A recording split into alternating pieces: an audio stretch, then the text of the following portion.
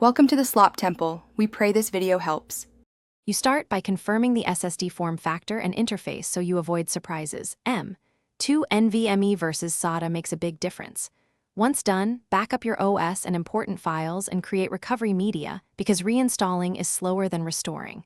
Then, power down, unplug, and ground yourself. Use an anti-static strap so components stay safe. Next, remove the case panel and locate the drive bay or M2 slot. Make sure you have the right screws and a clear workspace before proceeding. You install the SSD by first mounting M2 drives at a roughly 20 degrees angle, sliding fully into the slot, then lowering and securing with the tiny standoff screw. This ensures contact and stability.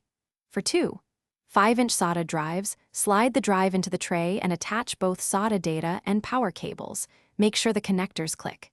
If you're cloning, connect the new drive externally with a USB adapter, launch your cloning tool, and clone the system drive. Verify cloning is 100% before swapping drives. You finish by reassembling the case, powering on, and entering BIOS or UEFI to set the new SSD as the first boot device. For NVMe, enable relevant settings so it's recognized.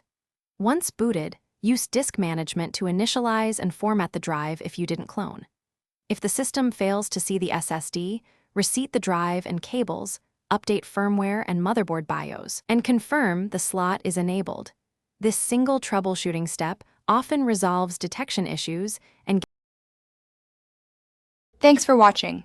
Consider subscribing if we helped you.